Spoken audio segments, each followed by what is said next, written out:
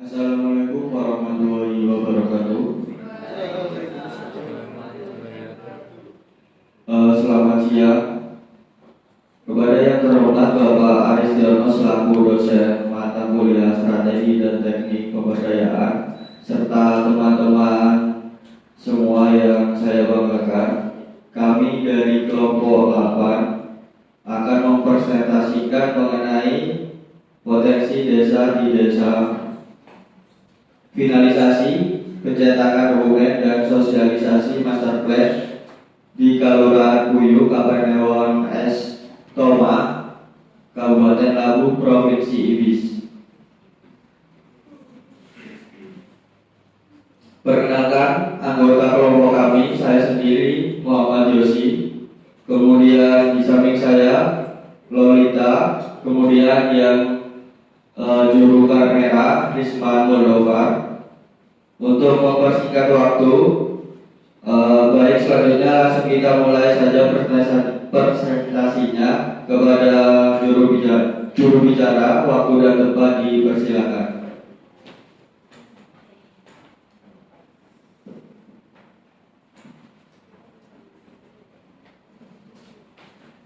Terima kasih kepada Bapak. Yes.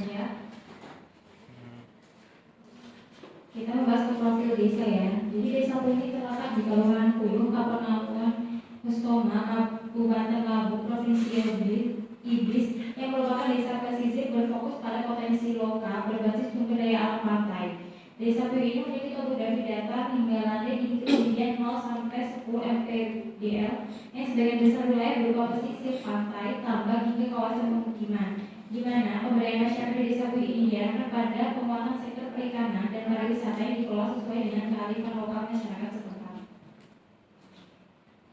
Selanjutnya kita akan membahas finalisasi dan pencetakan dokumen master plan yang terdiri dari 6 subbab ini. Langsung saja kepada yang pertama, bab revisi akhir dan verifikasi data.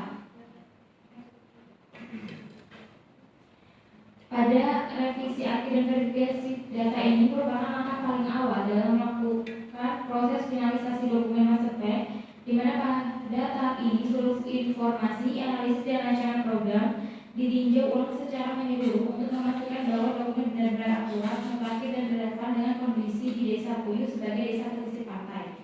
Revisi akhir dan verifikasi data dilakukan yaitu memastikan bahwa seluruh informasi dalam dokumen master plan benar-benar akurat dan mencerminkan kondisi nyata yang ada di desa Puyuh. Karena desa Puyuh ini merupakan desa pesisir dengan topografi dasar dan landai dan bergantung pada sumber daya pantai, tapi menjadi sangat penting karena untuk menghindari kesalahan perencanaan yang dapat berdampak pada keberlanjutan lingkungan maupun sosial. Selanjutnya, tahap verifikasi data demografi, ekonomi, dan infrastruktur. Pada tahap yang pertama, verifikasi data demografi, dilakukan pengecekan validasi jumlah penduduk yang dicek secara melalui profil desa, kelurahan, dan arsip RT RW, kemudian sinkronisasi dengan data kecamatan. Yang kedua, yang melakukan analisis struktur, umur, dan komposisi penduduk. Verifikasi datanya usia produktif 18 sampai 65 tahun, bekerja sebagai nelayan petambak, UMKM hasil laut, dan pariwisata, serta memastikan data anak dan lansia untuk kebutuhan sosial dan pendidikan. C. Pemeriksaan data pendidikan dan keterampilan dengan mengecek tingkat pendidikan tenaga kerja pesisir dan kelompok nelayan yang disesuaikan dengan kebutuhan program pelatihan master plan. D. Yang dilakukan yaitu mobilitas penduduk dengan verifikasi migrasi nelayan musiman yang disesuaikan dengan jumlah KK dan perubahan musiman di wilayah pesisir. Selanjutnya, verifikasi data pada sektor ekonomi, yaitu melakukan verifikasi sektor perikanan dan tambak dengan mengecek jumlah nelayan aktif, areal tangkap, perahu, dan produksi ikan per musim. Kemudian memverifikasi luasan tambak, jenis komoditas seperti bandeng, hilang atau kepiting, dan fluktuasi produksi. Selanjutnya, verifikasi pendapatan dan mata pencarian dengan mendata orang pekerja di sektor perikanan, tambak, pariwisata, UMKM, dan jasa wisata. Lalu mengecek estimasi pendapatan rumah tangga melalui wawancara atau monografi desa. Selanjutnya, menganalisis rantai ekonomi lokal. Verifikasi alur ekonomi mulai dari nelayan, tengkulak, pasar, wisata, kemudian wisata UMKM rumah, kelompok tambak, pengumpul, dan dilakukan lewat kunjungan lapangan dan diskusi dengan kelompok nelayan dan pengelola wisata. Selanjutnya dengan memverifikasi data infrastruktur dengan mengecek validasi jumlah penduduk, mengecek kondisi jalan menuju pantai atau tambak, jalan usaha tani, jaringan listrik di pesisir dan sumber air bersih. Lalu menyesuaikan data dengan kebutuhan akses wisata dan distribusi hasil perikanan. Lalu dalam analisis struktur umur dan komposisi penduduk, yaitu dalam verifikasi keberadaan tambak perahu, gudang alat tangkap, TPI dan fasilitas pengolahan hasil laut. Dengan melihat layanan fisik masih layak atau perlu diperbaiki. Lalu memeriksa data pendidikan dan keterampilan dengan mengecek akses menuju spot wisata pantai, fasilitas dasar seperti toilet, gazebo atau parkir, dan area UMKM. Dan memastikan data atau foto terbaru sesuai dengan kondisi lapangan. Kemudian mobilitas penduduk dengan memverifikasi balai desa, posyandu, sekolah, tempat ibadah, dan pos pabrik di pesisir yang digunakan untuk memetakan kebutuhan layanan masyarakat. Selanjutnya itu pengecekan keselarasan antara visi, tujuan, strategi, dan program kerja. Visi desa itu berbasis potensi pesisir yang menguatkan ekonomi di sektor perikanan dan pariwisata dengan pengelolaan sumber daya pantai berkelanjutan dengan mengecek sudah mencerminkan karakter desa atau aspirasi masyarakat. Kemudian memastikan tujuan pembangunan yang selaras dengan visi dengan cara meningkatkan pendapatan nelayan, mengembangkan wisata budaya dan alam pantai, mendorong kapitalisasi pesisir dengan mengecek setiap tujuan langsung pada visi.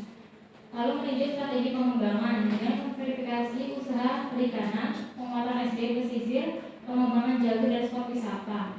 Dengan cara mengecek strategi relevan dengan tantangan lokal dan mendukung tujuan. Kemudian memeriksa program kerja yang diturunkan dari strategi.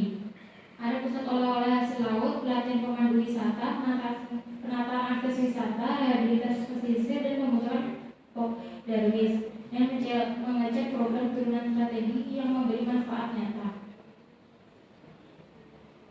Kemudian pada tahap validasi ulang yang merupakan proses peninjauan akhir yang dilakukan sebelum dokumen master plan siap untuk dicetak.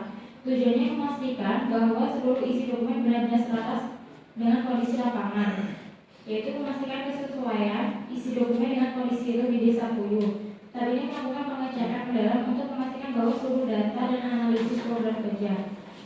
Kemudian mengonfirmasi ulang isu permasalahan pembangunan yang dilakukan untuk mengecek apakah isu tantangan dan tantangan utama yang disampaikan dalam dokumen ini masih relevan.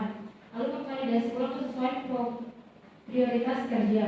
Pada tahap ini memastikan bahwa program-program utama yang dipilih benar-benar menjadi prioritas masyarakat di Desa Puyuh. Lalu mengkonsultasikan internal dan teknis dengan perangkat kelurahan di Desa Puyuh. Lalu menyesuaikan dokumen berdasarkan masukan terakhir jika ditemukan elemen yang tidak konsisten atau memerlukan penajaman, maka dilakukan perbaikan. Bab desa dan tata letak. Pada tahap ini dokumen disiapkan secara visual agar informatif, mudah dipahami, menarik, dan menggambarkan karakter khas Desa Puyuh sebagai desa pesisir. Dengan cara penyusunan template visual identitas Desa Puyuh menggunakan identitas visual dokumen yang mencerminkan karakter Desa Puyuh menggunakan warna dominan biru laut, hijau mangkuk, dan kuning pasir, aksen desain bernuansa gelombang laut atau garis kontur pantai, menggunakan foto-foto kegiatan masyarakat pesisir, tambak, dan potensi wisata, bertujuan agar dokumen memiliki ciri khas yang relevan dengan konteks lokal. Kemudian penataan struktur dokumen secara konsistensi yang mencakup judul, bab, subbab, penomoran gambar, tabel dan peta, penempatan grafik dan ilustrasi, standarisasi kod dan ukuran teks, yang akan mengatur layout agar setiap elemen visual mendukung pemahaman isi, terutama bagian analisis spasial dan program kerja yang berbasis perikanan pariwisata.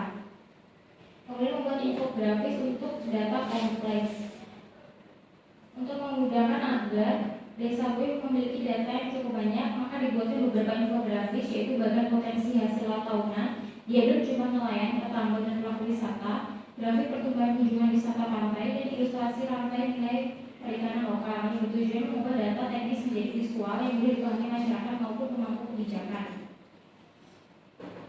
Kemudian tahap terakhir yaitu pencetakan dan penjilitan. Ini dari beberapa tahun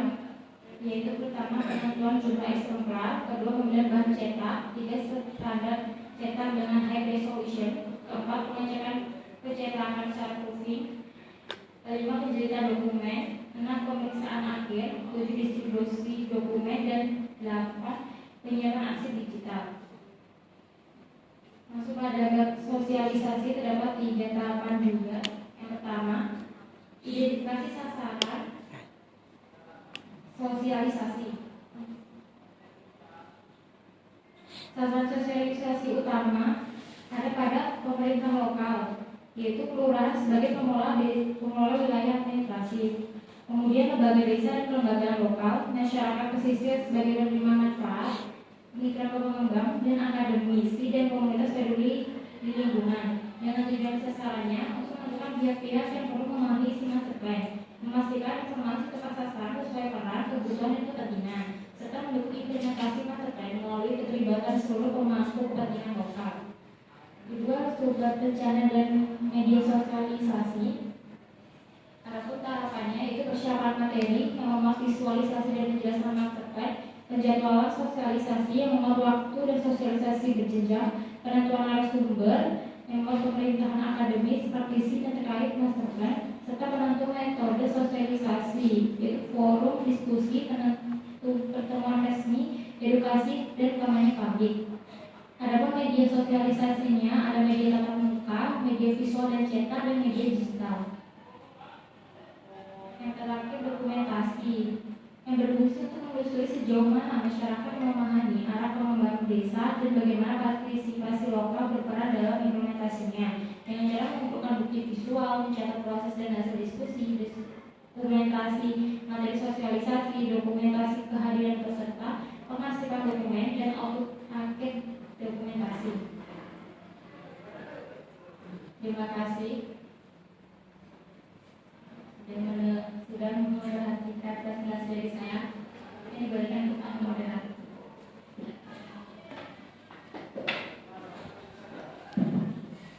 Baik, untuk sesi yang kedua yaitu tanya jawab.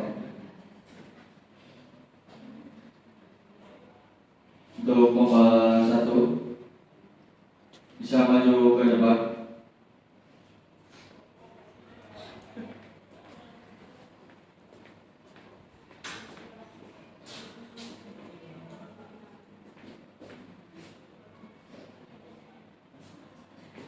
Perkenalkan, saya Alika Mazrullah.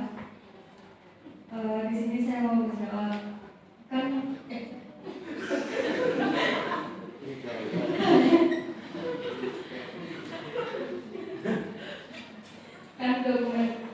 dokumen itu kalau udah siap bakal diberikan kepada pihak-pihak lain.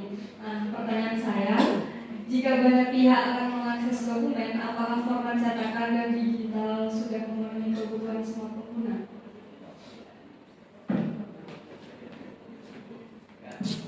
Terima kasih pembahas satu atas pertanyaannya. Kemudian untuk pembahas dua dipersilakan.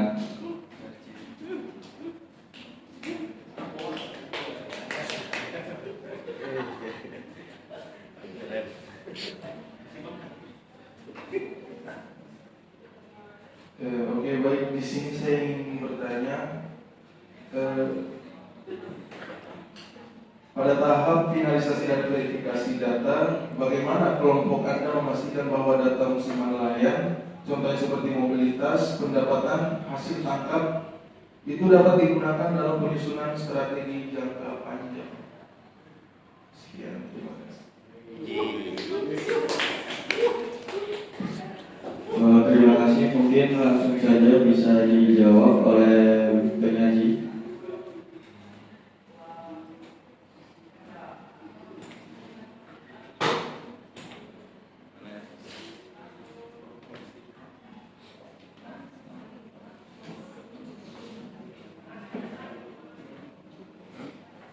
Dari saya akan menjawab pertanyaan itu pembahas satu yaitu A3. Apakah format cetak digital dapat memenuhi kebutuhan semua pengguna? Ia misalkan kami buat dan misalkan format cetak dan digital yang disiapkan sudah memenuhi kebutuhan sebagian besar pengguna karena dokumen tersedia dalam dua bentuk lengkap, yaitu cetak berkualitas tinggi untuk keperluan resmi dan digital PDF atau JIS untuk akses teknis. Namun demikian, format tersebut belum sepenuhnya memenuhi kebutuhan masyarakat semua pihak, terutama masyarakat yang membutuhkan versi lebih sederhana dan mudah diakses. Dengan kata lain, meskipun dokumen secara teknis sudah layak, masih diperlukan versi ringkas atau ukuran file yang kecil serta media visualisasi sederhana agar benar-benar inklusif bagi seluruh kelompok penggunanya. Lanjut, saya menjawab pertanyaan dari pembahasan kedua, yaitu bagaimana memastikan bahwa data musiman nelayan dapat digunakan dalam penyusunan strategi jangka panjang. Jawabannya, untuk memastikan data musiman nelayan dapat digunakan dalam penyusunan strategi jangka panjang, maka data tersebut harus dikumpulkan secara konsisten dalam beberapa periode, kemudian dianalisis pola tahunannya dengan membandingkan data lintas musim dan memverifikasinya melalui wawancara serta observasi lapangan. Kemudian menyusun dengan mengidentifikasi tren tetap. Lalu hasil analisis pola ini kemudian dijadikan dasar strategi jangka panjang yang lebih stabil dan realistis bagi kondisi perikanan yang ada di desa Bumi. Seperti itu.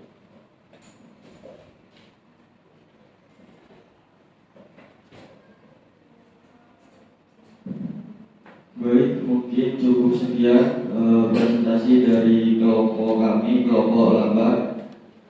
Mungkin kalau ada salah kata dan perbuatan mohon dimaafkan. Sekian, terima kasih.